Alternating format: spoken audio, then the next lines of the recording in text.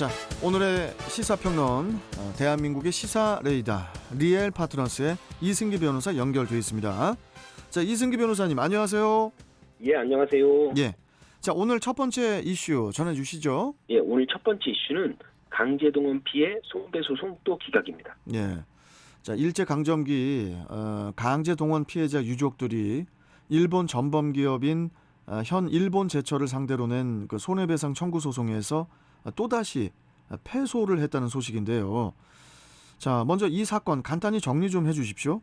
예, 그 강제동원 피해자 이제 민모 씨가 1942년 2월 9일 그 일본 제철이 가마이시 제철소에 끌려가 이제 강제 노역에 이제 동원이 됐습니다. 네. 그리고 이제 그해 7월 14일 이제 도망을 나왔고요.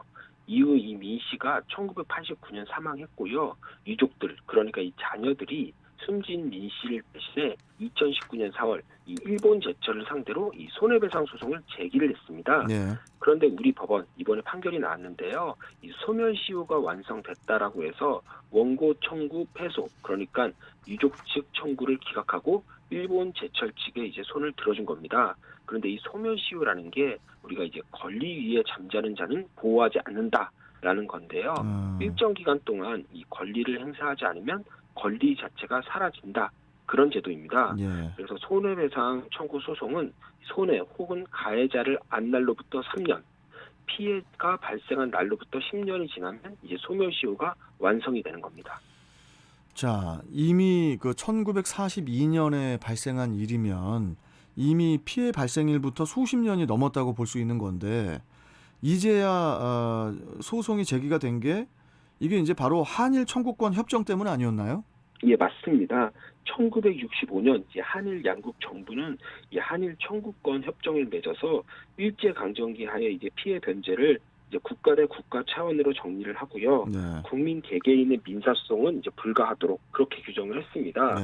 그렇다 보니 그동안 이제 강제 동원이나 뭐 위안부 이런 피해자 그리고 그 유족들이 이 소송 그 일본 전범 기업이나 일본 정부를 상대로 이제 소송을 하지 못했는데요. 예. 그게 2012년 이 대법원 판결에서 깨진 겁니다. 당시 대법원은 이 한일 청구권 협정이 국가 권력이 관여한 불법 행위에 대한 손해배상을 청구할 권리까지 적용 대상에 포함했다고 보기 어렵다라는 이제 역사적인 판결을 내렸는데요. 네. 특히 일제 강점기와 이 피해자들과 유족들의 이제 손해배상 이 부분에 대해서도 이 국가가 이것까지는 한일 청구권 협정에서 막을 수가 없다라고 이렇게 본 거죠. 예. 그래서 원래는 가해자와 손해를 안 날로부터 3년이 지나면 소멸시효 완성이니까 이 사건의 피해자 이 민 씨를 기준으로 하면 1942년 벌어진 일이니까 1945년에 이미 시효가 완성이 된 겁니다. 하지만 한일 청구권 협정으로 이 그동안 소송 자체가 현실적으로 불가능해진 거니까 그 기간 동안은 소멸시효 진행이 안 되고 이 대법원 판결이 나오고부터 이제 가능해진 겁니다. 네. 그런데 이번 소송에서 유족 측이 패소한 건 바로 방금 말씀드린 이 대법원 판결이 2012년 5월경 나왔는데 그럼 이때부터 소송이 가능하게 되지 않았냐? 이게 바로 법원의 포인트입니다. 그런데 그로부터 3년이 넘은 그러니까 2012년 5월부터 3년이니까 2015년 5월까지 소송을 제기하는데 2019년 4월에 소를 제기했으니 이미 소멸시효가 완성됐다. 그러므로 권리가 없다라는 게 이번 판결의 핵심입니다. 아니 그런데 유족 측의 입장은 달라요. 소멸시효의 기산점이 2012년이 아니고 2018년이라는 거거든요. 예, 유족 측의 입장도 일리가 있는 게요. 2012년 대법원 판결, 지금 말씀드린 이 판결은 최종 판결이 아니라 이 파기환송 판결이었다는 겁니다. 그러니까 기존에 이 다른 이제 강제징용 피해자가 낸 손해배상 청구를 한일 청구권 협정을 이유로 기각한 이제는 항소심 판결이 있었는데 2012년 이 대법원 판결은 이 항소심 판결을 파기환송하는 게 그 내용이었습니다. 이후 이제는 파기환송된 이 판결이 이제 다시 항소심 법원으로 내려가서요. 대법원 판결의 취지에 따라 한일 청구권 협정 적용을 배제해서 피해자 측이 손해배상 청구를 인정했고 최종적으로는 2018년 10월 대법원 이 전원합의체 판결에서 최종 승소 판결, 이번에는 승소 판결이 확정이 된 겁니다. 그러니까 이 유족들은 최종 판결이 아닌 2018년 10월, 그러니까 최종 판결인 2018년 10월 대법원 판결을 기준으로 해서 소멸시효 3년을 계산해야 되고 예. 그렇다면 아직 시효가 완성되지 않았다라는 입장입니다. 아이고 복잡하네요. 예? 예, 약간 아니 법리적인 거죠. 예. 그러니까 결국 일본 전범 기업에 대한 손해배상 소송은 손해배상 청구권 소멸시효를 2012년 대법원 판례를 기준으로 하느냐, 아니면은 2018년 대법원 전원합의체 판례를 기준으로 하느냐 이거인데, 그런데 문제는 하급심 법원도 이게 지금 판결이 엇갈린다는 거예요. 예, 맞습니다. 네. 먼저 지난 2018년 12월에 이 강주 고등법원, 이 항소심 법원에서는 2012년 대법원 판결은 파기환송 판결로서 이 강제동원 피해자의 손해배상 청구권이 확정되지 않았다라고 하면서 2018년 대법원 이 전원합의체 판결을 기준으로 해서 이 손해배상 청구권의 이 소멸시효를 계산해야 된다라고 이렇게 판결을 했습니다. 예. 그런데 또 지난해 이번엔 서울중앙지법 1심 법원에서는 또 강제징용 피해자 유족이 이 미쓰비시 메터리얼, 그러니까 그러니까 전에 이제 미쓰비시 이제 광업이라는 회사였는데 이 회사와 일본 제철을 상대로 한 두 건의 손해배상 청구 소송에서 이 소멸시효의 이 시작점을 2012년 또 대법원 판결을 기준으로 판단했고요. 그래서 아직 이 하급심은 정리가 되지가 않습니다. 그렇네요. 2012년, 2018년. 그렇기 때문에 결국 소멸시효가 언제부터 시작인지에 대해서는 이 대법원에서 최종적으로 변론을 내려줘야 하는 그런 상황이 돼버린 겁니다.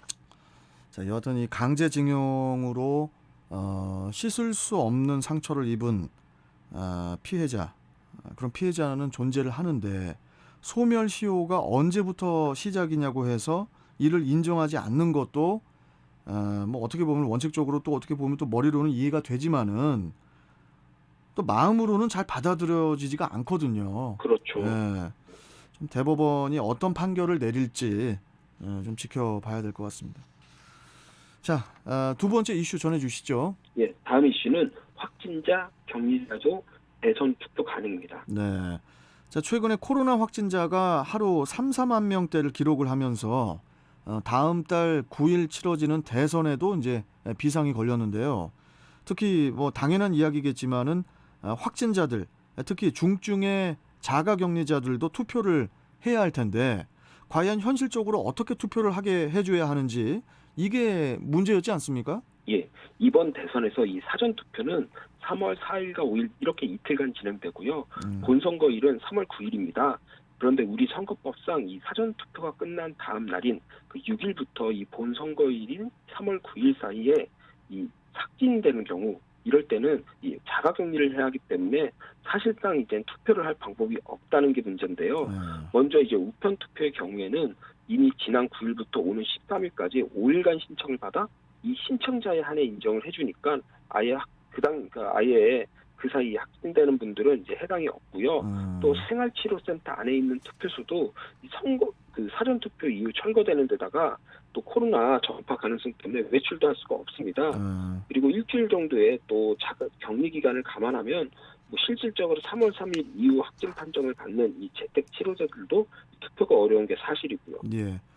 뭐 현 추세대로라면은 곧 하루 10만 명 이상의 확진자도 가능하다는 그런 암울한 전망도 있던데, 만약 확진자들의 투표권 행사가 제한이 될 경우에 이번 선거에 미치는 영향도 상당할 것 같습니다. 예, 지금 말씀대로 확진자가 지금처럼 급증하면 이 격리 대상자만 이제 수십만 명, 때로는 이제 100만 명 정도에 이를 가능성이 큽니다. 근데 현재 여론조사를 보면 그 어느 때보다도 이제 초박빙 승부를 이제는 대선 후보들이 펼치고 있는데요. 만약 선거 결과도 이렇게 근소한 수준에서 이 승패가 갈린다고 하면 이 확진자들의 투표권 행사 여부가 선거 결과에 영향을 미칠 핵심 변수인 걸 이제 분명해지는 거죠. 뭐 그래서 이제 문재인 대통령도 확진자와 자가격리자들의 투표권 행사에 차질이 없도록 조속히 대책을 마련하라고 그렇게 또 이제 지시를 했어요. 예, 국회 역시도 이 대선일인 다음 달 9일 이제 전국 투표소에서 일반인들의 투표가 종료된 이후, 그러니까 저녁 6시까지죠. 그런데 이 끝난 이후에 이제 저녁 6시부터 밤 9시까지 확진자 그리고 격리자만 별도로 투표하도록 하는 이 공직선거법 개정안을 발의해 이달 안에 이제 본회의에서 통과시킬 그런 계획입니다. 예. 다만 이 투표권 보장과는 별개로 또 확진자들이 또 안전하게 투표할 수 있도록 구체적인 방안도 함께 마련돼야 되니까 이 부분은 차후 이제 방역 당국과 협의해서 세부적으로 정해질 걸로 보입니다. 예. 참 이 투표권은 국민의 절대적인 권리 아닙니까? 그렇죠. 코로나 확진 여부나 아니면은 뭐 선거에 영향이 있냐 없냐를 떠나서 국가가 최대한 보장을 해주는 건 뭐 당연한 것 같고요.